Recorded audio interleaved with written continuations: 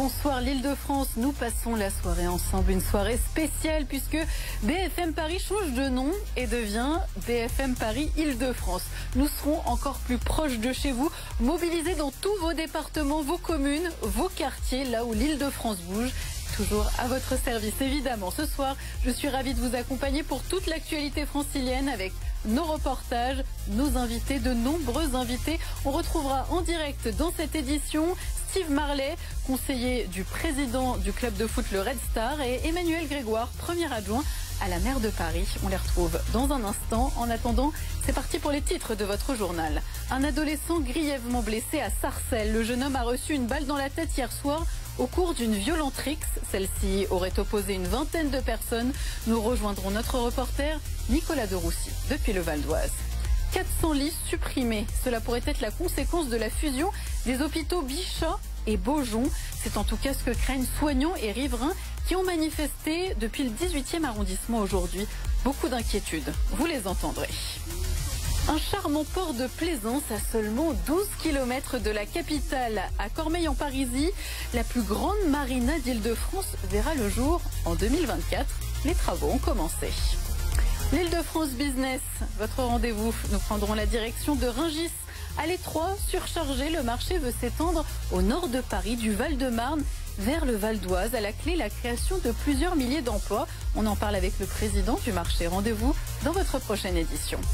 Votre météo, le printemps est bien là, du soleil, de la douceur. Ce soir, on est toujours très bien. Regardez, 15 degrés à Noisy-le-Roi dans les Yvelines. Bonne nouvelle, ça continue. Toujours un grand soleil demain matin. Par contre, attention à votre réveil. Les températures seront fraîches. On n'oublie pas qu'on sort de l'hiver tout de même.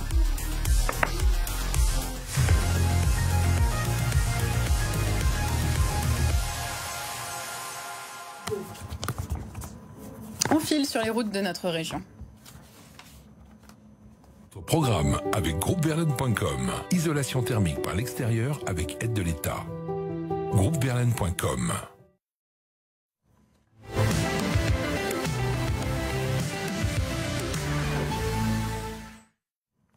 172 km de bouchons cumulés sur les routes de notre région. En direct depuis la porte d'Aubervilliers.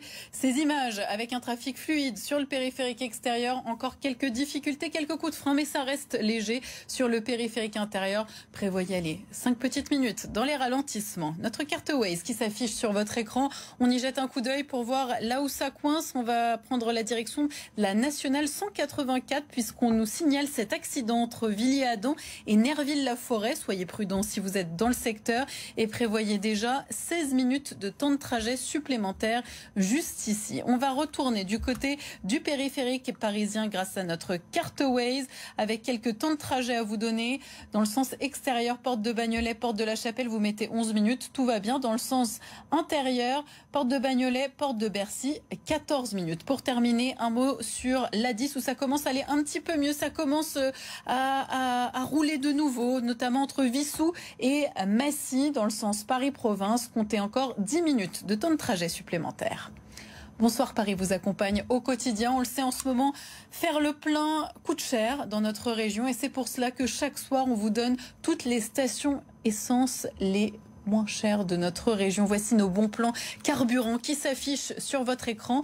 Des données collectées par le site Essence & Co. N'hésitez pas à aller consulter leur application. Bonne route à tous.